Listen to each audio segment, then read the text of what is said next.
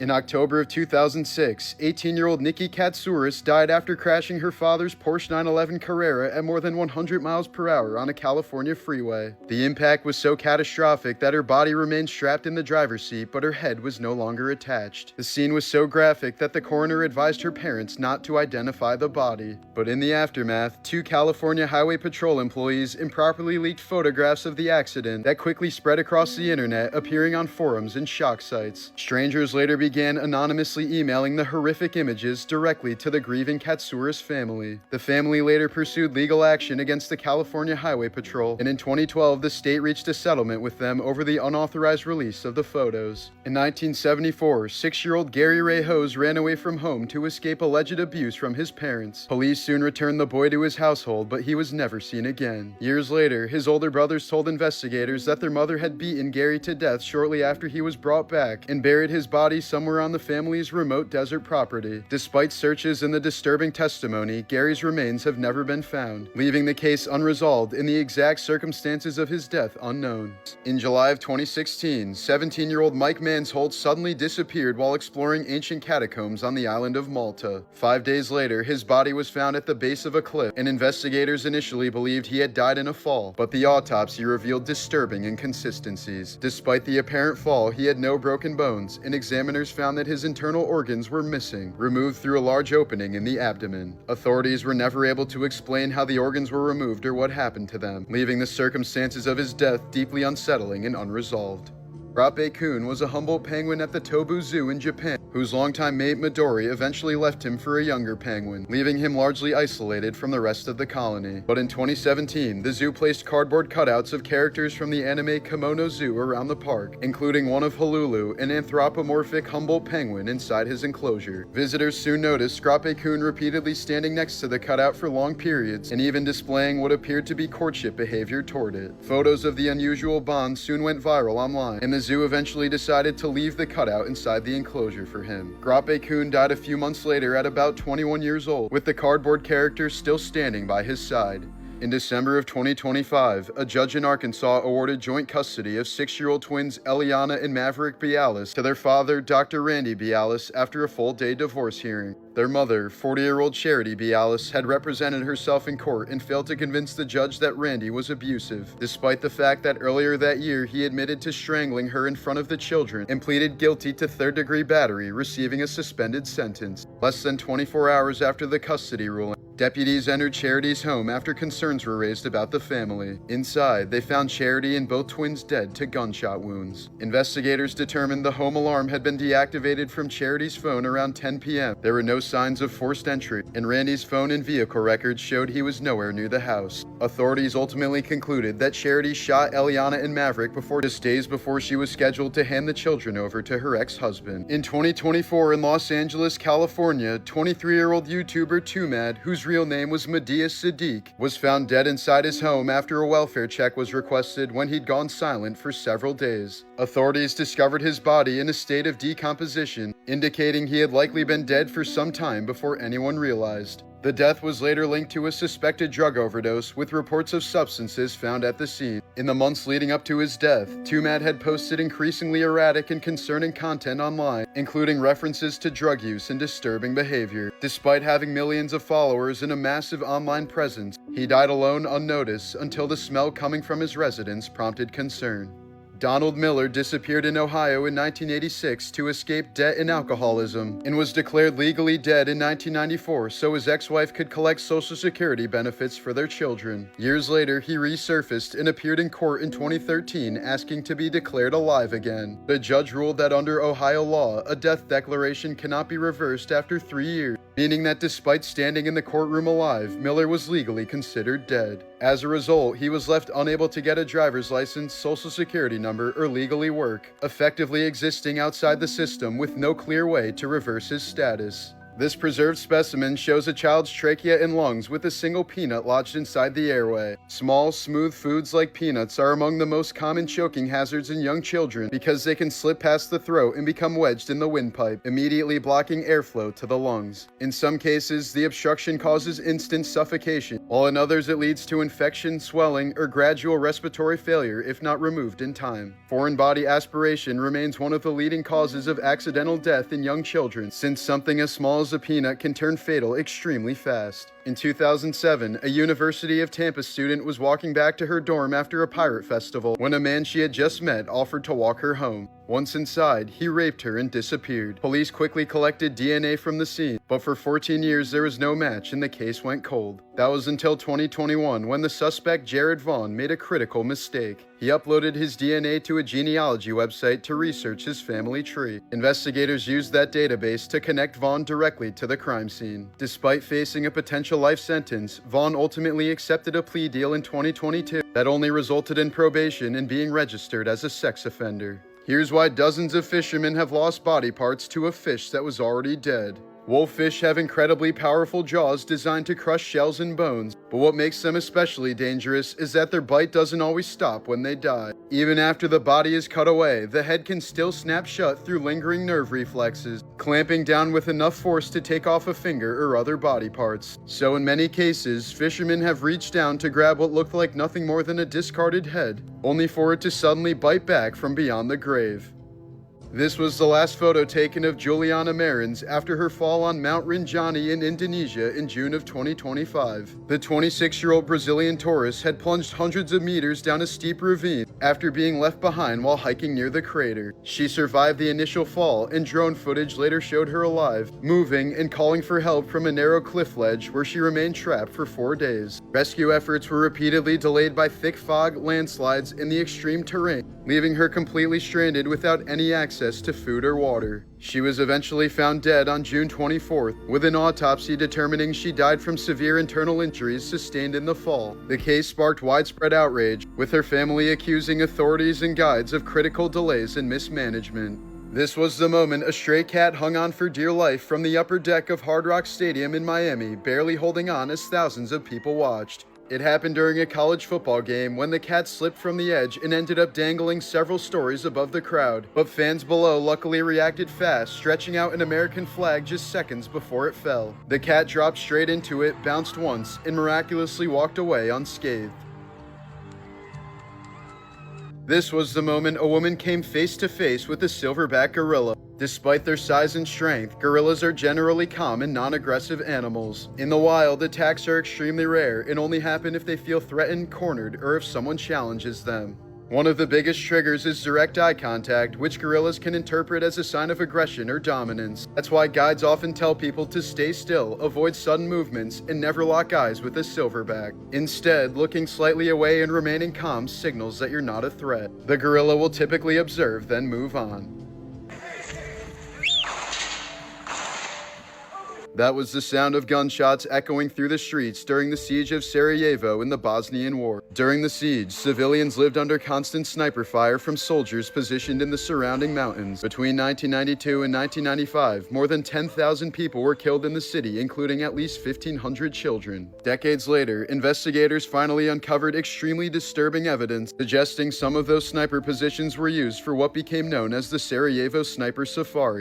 According to testimony in ongoing criminal investigations, wealthy foreign visitors allegedly paid tens of thousands of dollars to Bosnian Serb forces for the opportunity to fire at innocent civilians trapped inside the besieged city. Witnesses claim the visitors were escorted to hillside sniper nests overlooking Sarajevo, where they could shoot at people crossing streets or running between buildings. Some reports even described a price list for targets, with higher payments allegedly associated with killing children. Italian prosecutors opened a war crimes investigation in 2025, and the first suspect has been formally placed under investigation for multiple counts of murder related to the alleged sniper tourism. Before Jeffrey Epstein, there was John David Norman. In the early 1970s, across multiple U.S. states, Norman operated a trafficking network that exploited hundreds of boys, many of them vulnerable runaways or teenagers with no one looking for them. He built detailed lists of victims and buyers, distributing names, photos, and access through underground mail systems that connected offenders across state lines. Investigators later uncovered links between Norman's network and serial killers John Wayne Gacy and Dean Corll, both of whom were active during the same time and targeted young boys. When authorities seized Norman's materials, they reportedly found records suggesting his client list extended far beyond local offenders, with names believed to include individuals in positions of power, including federal employees. But in 1977, key records tied to those clients were destroyed by the Justice Department, effectively erasing the identities of many who may have been involved. Norman would go on to be arrested multiple times, but was never prosecuted, as much of the network he helped build was never fully uncovered.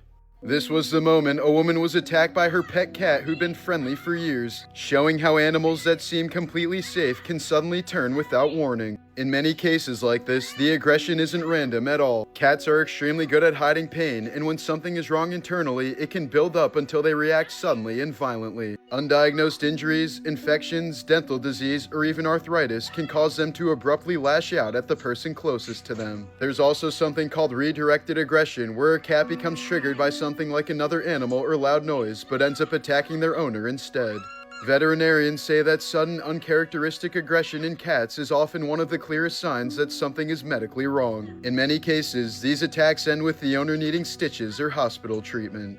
In 1991, on Kawagarbo, a sacred mountain in Tibetan Buddhism, a Japanese-Chinese expedition attempted to summit the peak, which had never been climbed. But an avalanche suddenly struck their camp, killing all 17 members. After the disaster, climbing was banned, and Kawagarbo remains one of the highest unclimbed mountains in the world. Bernie Madoff, the architect behind one of the largest financial frauds in history, died in 2021 while serving a 150-year sentence at the Federal Medical Center in North Carolina. Despite traditional Jewish burial customs, he was cremated, and his family refused to claim his remains. His ashes were instead sent to a law office in New York, where they reportedly remained unclaimed, sitting in storage years after his death.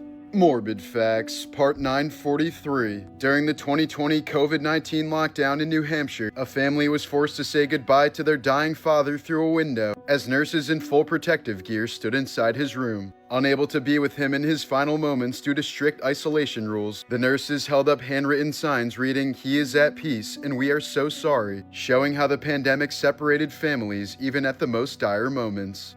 In August of 1994 in Oakville, Washington, residents reported a translucent, gelatinous substance falling from the sky during multiple rainstorms over several weeks, coating cars, roads, and buildings. Many locals claim they developed flu-like symptoms afterward, and samples of the material were sent for laboratory testing, though results were inconsistent and never confirmed a clear origin. Various explanations were proposed, including atmospheric phenomena and waste from passing aircraft, but none were definitively proven, and the incident remains unexplained. In 2004, the British reality show There's Something About Miriam flew 6 men to Ibiza to compete for £10,000 in the affection of 21-year-old Mexican model Miriam Rivera. Throughout filming, the contestants were never told that Miriam was transgender. In the finale, after one man was chosen as the winner, Miriam revealed the truth on camera. The reaction was immediate. Several contestants later sued the production company, claiming emotional distress and deception. The case was ultimately settled out of court for an undisclosed amount, reportedly around £500,000 split among the contestants. Years later, in 2019, Miriam Rivera was found dead inside an apartment in Mexico at age 38. The death was officially ruled a suicide, though some of Miriam's family disputed the conclusion and believed there may have been other much darker circumstances surrounding it. Between 2016 and 2022 in Germany, reality TV star Theresia Fischer underwent 2 leg-lengthening surgeries that increased her height by about 14 centimeters or 5.5 inches. The procedure required doctors to break her leg bones and implant adjustable metal rods, slowly extending them over time as new bone formed. Although the surgeries achieved the desired height, Fisher later said the process left her in constant pain during the recovery and emotionally scarred, revealing she felt pressured into it by a former partner and ultimately came to regret altering her body so drastically. Between 1975 and 1979, Cambodia was controlled by the Khmer Rouge regime, a brutal communist regime that targeted and executed educated people, including doctors, teachers, and anyone seen as intellectual. During this time, OB/GYN Dr. Hein S. Nagor was forced into labor camps and survived by hiding his medical background, knowing it would mean certain death if discovered. When his wife went into labor and required a life-saving C-section, Nagor faced an impossible choice: perform the procedure and expose himself, or stay silent and let his wife die. He chose not to risk it, and both his wife and their unborn child died during childbirth. In 2017, in Ottawa, Canada, model Kat Gallinger underwent a sclera tattoo, a rare and controversial procedure where ink is injected directly into the white of the eye. The person performing it reportedly used far too much ink and improper technique, causing purple dye to leak from her eye and triggering a serious infection. Despite emergency treatment and months of complications, she was left with permanent vision damage and a dangerously thin sclera, putting her at risk of losing the eye entirely. She later revealed the pain was excruciatingly constant, with fluid continuing to seep from her eye for several weeks, and has since spoken out to warn others about the risks of unregulated body modifications. In 2012 in Wisconsin, Dale Decker suffered a slipped disc that triggered a rare neurological condition known as persistent genital arousal disorder. The disorder caused him to experience dozens, sometimes over 100, involuntary orgasms a day without any stimulation, often striking in public or at inappropriate moments. He later said the episodes took over his life, disrupting his ability to work, maintain relationships, and even grieve properly, with attacks occurring during critical moments, including his own father's funeral. Proof that animals are evolving, Part 15. This video shows a dolphin playing with a pufferfish, nudging and rolling it around in the water. When threatened, pufferfish release a powerful tetrodotoxin, deadly in high doses but may produce a mild narcotic effect in small amounts. Researchers believe dolphins sometimes provoke the fish just enough to trigger a small release of the toxin before lingering near the surface in a calm, almost trance-like state, highlighting the high intelligence of these creatures and how this intoxication-seeking behavior appears strikingly similar to humans. This cat seems to know exactly how to get its owner's attention, using the door knocker knowing that it's loud enough for the person inside to hear. For the first time on record, scientists documented a wild orangutan deliberately treating his own injury using a medicinal plant. In 2022, a male orangutan named Rakis was observed with an open facial wound, after which he selected leaves from a plant known for its anti-inflammatory properties, chewed them into a pulp, and carefully applied the juice directly onto the wound. He then pressed the leftover plant matter over the injury, effectively forming a crude bandage. Researchers noted the wound healed perfectly without signs of infection, marking the first confirmed case of a wild non-human animal independently performing a multi-step medical treatment on itself. In Osaka, Japan, 23-year-old cosplayer Saki Sato was arrested after police say she cut off part of her 21-year-old boyfriend's ring finger with a hatchet and stored it inside the refrigerator. Authorities allege she had previously cut off his left nipple with scissors and exerted extreme control over his finances and phone. The victim himself eventually contacted police, leading officers to discover the preserved finger. Sato denied intentionally mutilating him, claiming he hurt himself, but prosecutors charged her with multiple counts of assault. If convicted, she faces significant prison time under Japan's criminal injury statutes. In August of 2010, dismissed Filipino officer Rolando Mendoza hijacked a tour bus carrying Hong Kong visitors in Manila, demanding his job be reinstated after corruption charges. The standoff dragged on for nearly 11 hours and was broadcast live, with negotiations collapsing after Mendoza's brother, who was trying to mediate, was arrested by authorities. As tensions escalated, Mendoza opened fire on the hostages, while police launched a chaotic rescue attempt that drew heavy criticism for poor coordination. The crisis ended when a police sniper finally killed Mendoza, but 8 tourists were dead and several others injured, sparking diplomatic fallout between Hong Kong and the Philippines. In February of 2025, 17-year-old Sarah Grace Patrick allegedly shot and killed her parents to death while they slept inside their Georgia home. She initially called 911 and reported finding them dead, and in the months that followed, posted emotional TikTok videos mourning their deaths, even urging true crime creators to cover the case, calling it a really big hit. But 5 months later, investigators charged Sarah with 2 counts of murder, citing physical and digital evidence they said tied her to the killings. She turned herself in and was denied bond, as prosecutors described what they called mountains of evidence, while family members publicly maintained her innocence.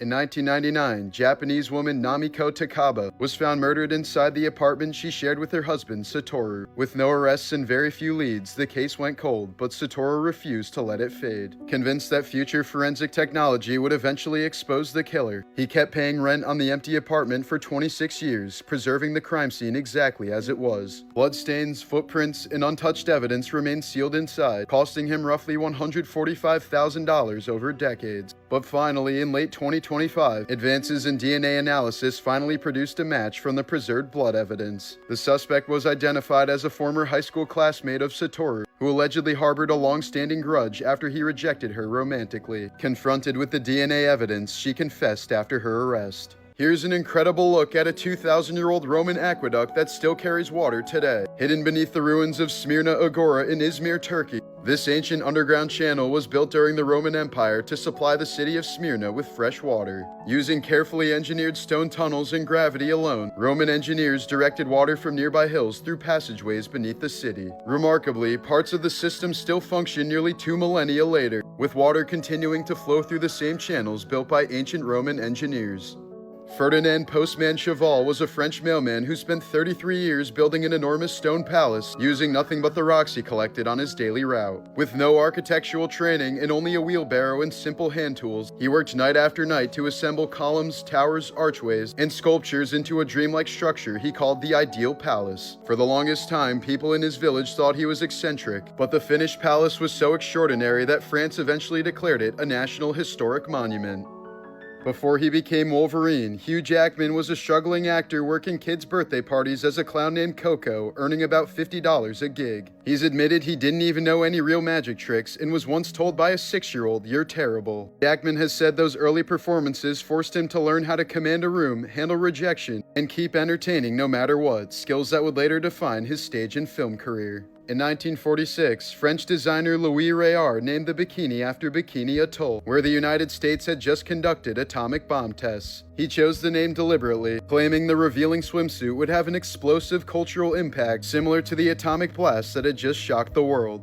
Sylvester Stallone wrote the script for Rocky in about 3 days after watching underdog boxer Chuck Wepner go the distance with Muhammad Ali. At the time, Stallone was struggling financially and reportedly had less than $200 in his bank account. Studios offered to buy the script but wanted a major star in the lead role. Stallone refused any offers unless he could play Rocky himself. He took a significantly smaller payday to secure the role, a gamble that paid off when Rocky won the Academy Award for Best Picture and launched his career.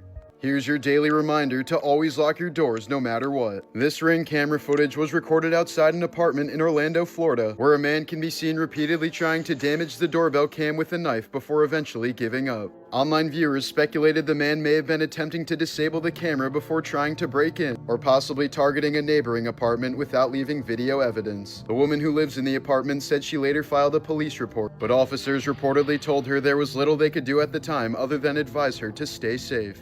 Here's a horrifying clip of a hippopotamus flipping a small boat in South Africa. Despite their calm appearance, hippos are considered the most dangerous large animal in all of Africa. Adult hippos can weigh more than 3,000 pounds, run more than 20 miles per hour, and are responsible for an estimated 500 human deaths in Africa each year, more than lions, leopards, elephants, hyenas, and buffalo combined. They're extremely territorial in rivers and lakes and will aggressively charge anything that enters their space, including people and boats. The man in this boat was incredibly lucky to walk out of the incident unscathed. In 1998, 14-year-old Josh Phillips was playing baseball outside of his Jacksonville, Florida home when the ball suddenly struck his 8-year-old neighbor Maddie Clifton in the eye. Fearing the reaction of his abusive father, Phillips strangled Maddie inside his house, then dragged her body to his bedroom and hid her beneath his waterbed. For 7 days, as a massive search unfolded across the neighborhood, her body remained concealed just feet away from where family, friends, and volunteers gathered, unaware she was right inside the home the entire time. The crime was discovered after a strong odor led Phillips's mother to check under the bed. He was arrested and later convicted of first-degree murder. He remains incarcerated to this day. During the Vietnam War, U.S. Marine sniper Chuck Mahoney recorded 103 confirmed kills, the most in Marine Corps history. Operating in dense jungle terrain, he was known for precision and patience. and in one documented engagement, he recorded 16 confirmed headshot kills in roughly 30 seconds during an ambush. But unlike many wartime figures, Mahoney returned home and quietly left the Corps, taking a job with the U.S. Forest Service. For more than 2 decades, he told virtually no one, not even his own wife, about his record or role in Vietnam. His service only became widely known years later, when former comrades and military records brought his history to light.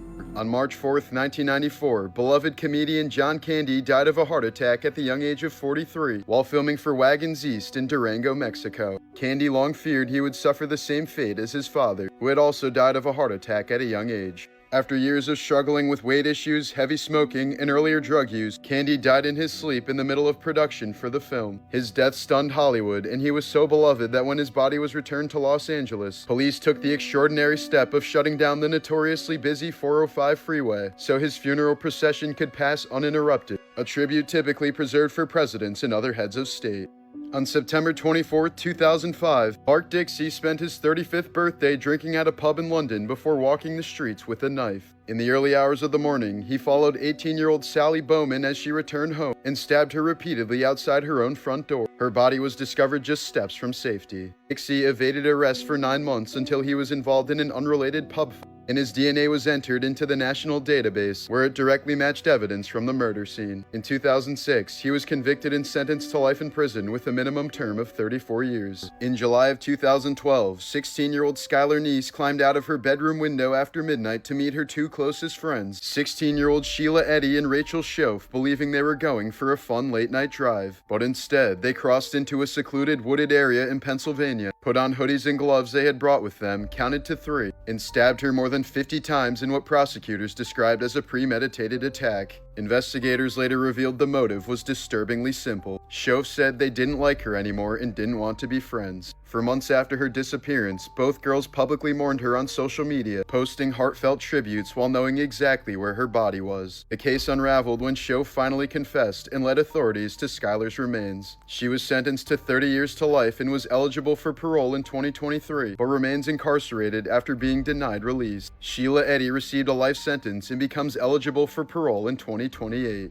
In March of 1998, 13-year-old Tristan Brubach left school in Frankfurt complaining of a backache and walked through the Liederbach pedestrian tunnel, a dim underpass children commonly used as a shortcut. While inside the tunnel, he was attacked and murdered in an extremely brutal assault. Investigators determined that the killer cut his throat so deeply that the wound reached his spine and nearly severed his head. After the killing, the attacker mutilated the body, removing Tristan's privates and taking them from the scene. Blood evidence suggested the killer remained in the tunnel for some time, staging the body and possibly washing himself in the nearby stream. Shortly after the murder, a man called police and calmly confessed, providing details only the killer would know. But when officers rushed to the tunnel, the caller had already disappeared. Despite decades of investigation, DNA analysis, and multiple suspects, Tristan's killer has never been identified. The Liederbach tunnel where the murder occurred was sealed off later that year and has remained closed ever since.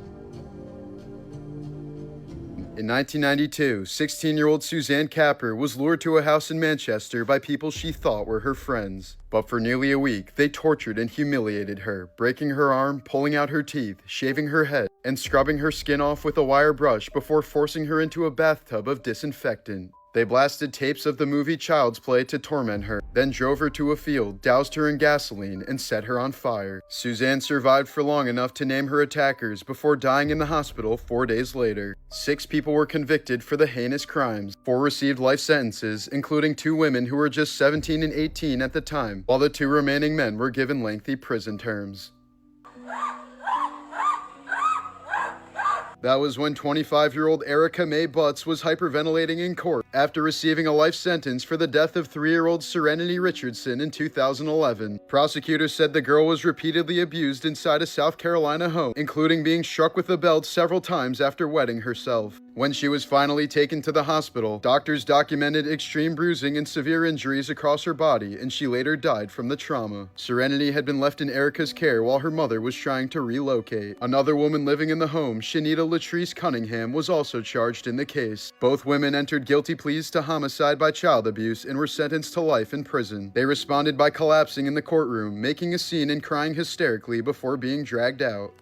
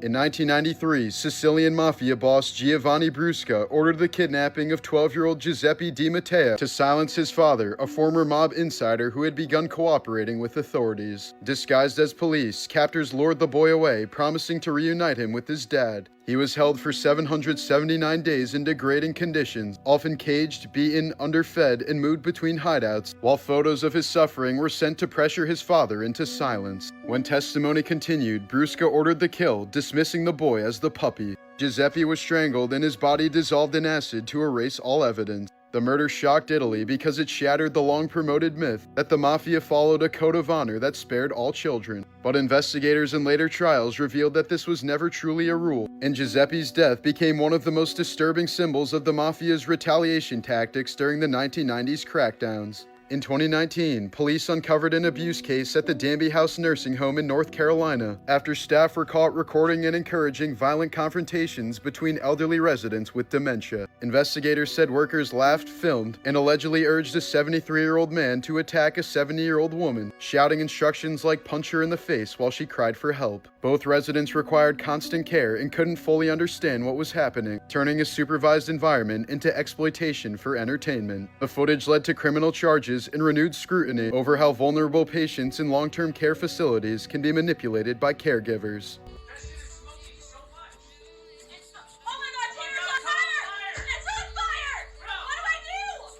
Here's a video showing exactly what not to do during a grease fire. I don't know if this is a moment of true horror or true stupidity. Turn it off!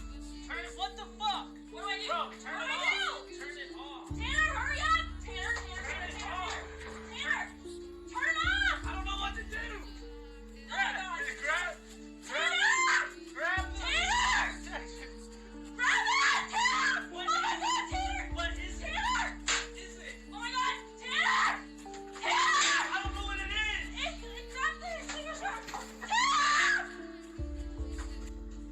Instead of standing around like deer in headlights while the fire kept growing, the solution here was actually pretty simple. The obvious first move should have been turning the burner off immediately. As long as the heat stays on, the flames keep feeding. Immediately after that, they should have grabbed a larger pot, a metal lid, or even a baking tray and covered the pan completely. No oxygen means no fire. You don't throw water on it, you don't move it, and you definitely don't dump it across the kitchen. What ends up happening works out purely by luck, not because it was smart. Dumping a burning pan can spread flaming oil everywhere, and that's usually how small kitchen fires turn into house fires. Grease fires look chaotic, but the solution is simple. Kill the heat, cover it, leave it alone. The crimes of Gary Heidnik were so horrific they inspired the character Buffalo Bill in The Silence of the Lambs. In 1986, Gary turned his Philadelphia home into a dungeon of unspeakable horrors. He abducted 6 women, chaining them in his basement pit where they endured beatings, sexual assault, starvation, and even being forced to torture each other. 2 women were killed during the ordeal, and in one of the most grotesque acts, Heidnik dismembered a victim, ground up parts of her body, and fed it to the other prisoners. While he carried out these atrocities below ground, he held church services upstairs as if nothing were wrong. Heidnik's twisted plan, according to his lawyer, was to impregnate multiple women in hopes of creating what he called a perfect race. His crimes came to light in 1987 when one captive escaped and alerted police. Heidnik was sentenced to death and executed by lethal injection in 1999, becoming the last person ever put to death in the state of Pennsylvania.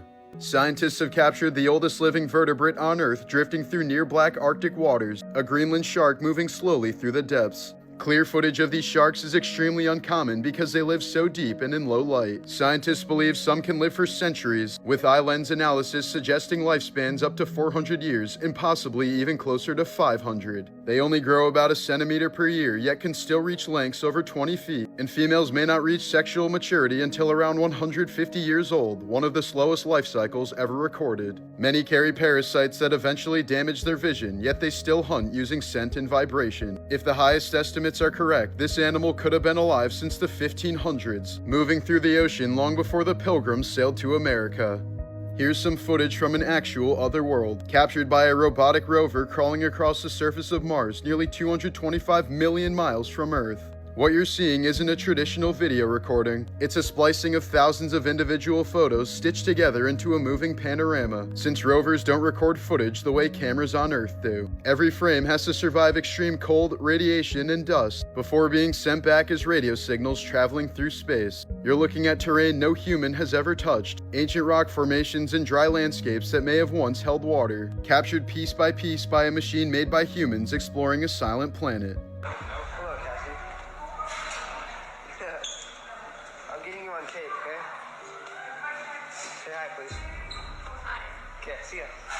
In 2006, 16-year-old Idaho student Cassie Jo Stoddard was brutally murdered by her two classmates, Brian Draper and Tori Adamczyk, who were obsessed with the movie Scream and wanted to document the slaying of their friend.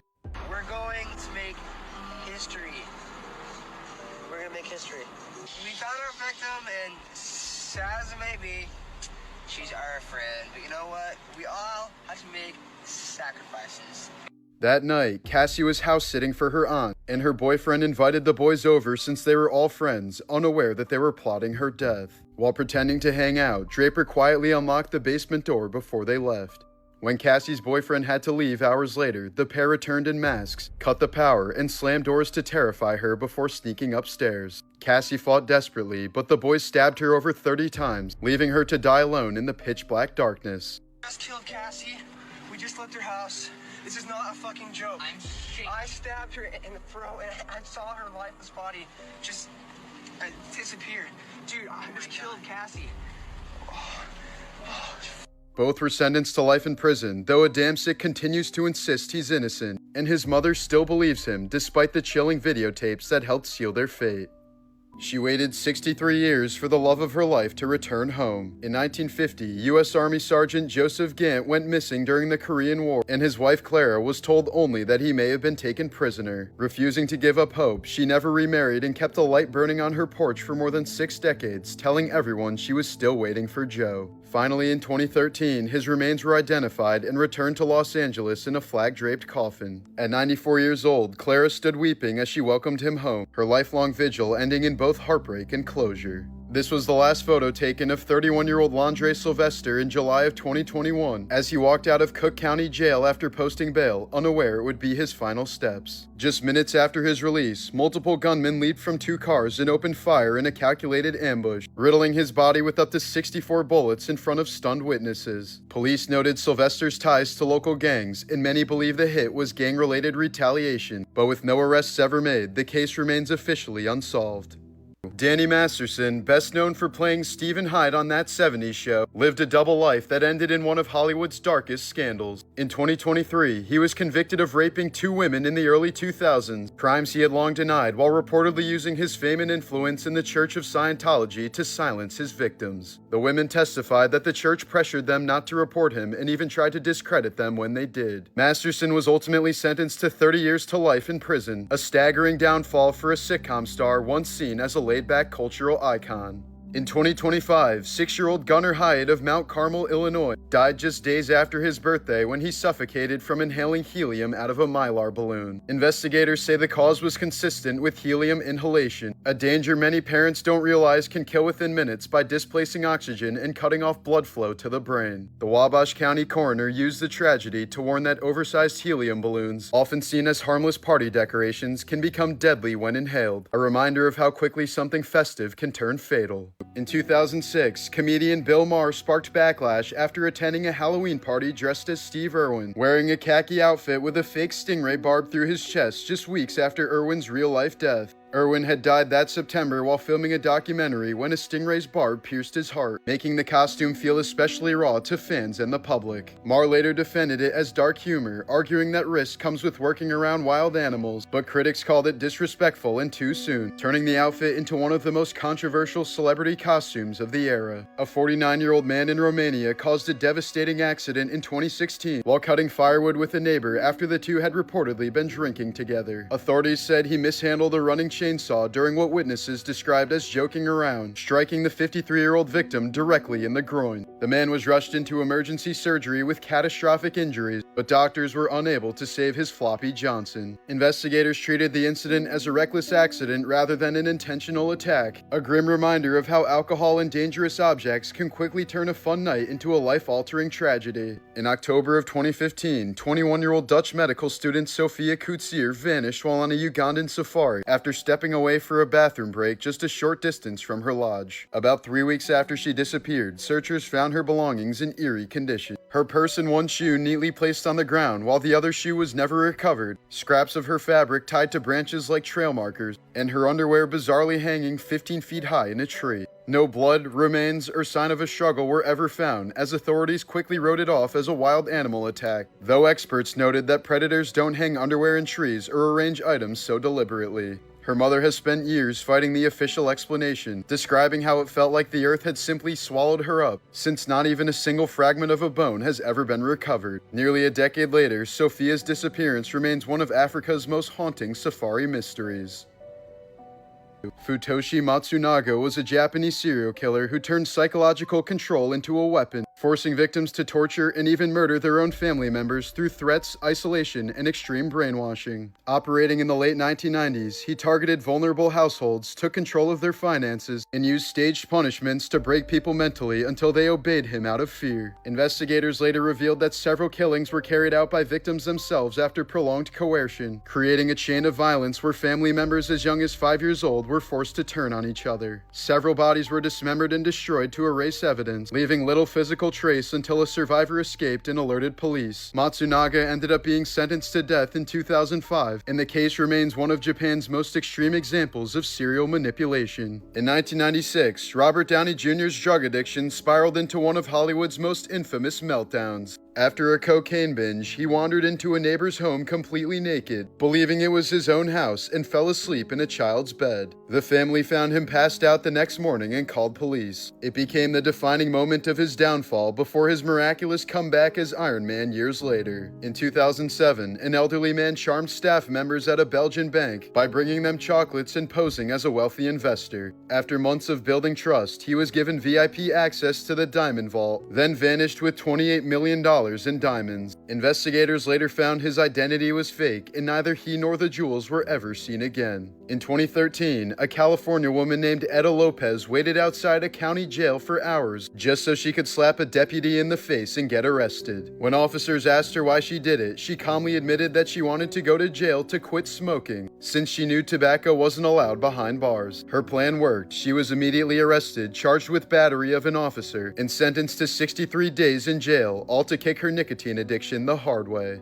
On October 19, 2025, 18-year-old Kimber Mills was celebrating with friends at a bonfire in Alabama when 27-year-old Steven Tyler Whitehead showed up uninvited, a stranger to nearly everyone there. Witnesses say he began harassing people at the party before pulling out a gun and firing into the crowd. Kimber, who had never even met the man, was struck in the head and leg. Her friend Silas McKay, who intervened and tried to protect her, was shot several times but survived after multiple emergency surgeries. Kimber was rushed to UAB Hospital in critical condition, but her brain injuries proved irreversible. As her family made the heartbreaking decision to remove her from life support, hundreds of classmates, teachers, and nurses lined the halls for her honor walk, a silent tribute to a girl whose compassion lived on through others. Her heart went to a 7-year-old boy and her lungs to another patient in need, an ending that reflected the kindness she'd hoped to share as a future nurse. Whitehead has been charged with murder and multiple counts of attempted murder, but has yet to fully explain why he opened fire that night, leaving a community completely shattered by his senseless act of violence. In 2005, Leo DiCaprio was attending a private party when an uninvited guest, 40-year-old Aretha Wilson, suddenly smashed a glass bottle and slashed him across the face and neck. She was reportedly drunk, furious, and believed DiCaprio was her ex-boyfriend, the same man who was hosting the party. The attack left Leo covered in blood, inches from having his jugular vein severed, and required 17 stitches to close the wounds. Instead of staying to face the consequences, Wilson fled the country and hid in Canada for 5 years. She was eventually extradited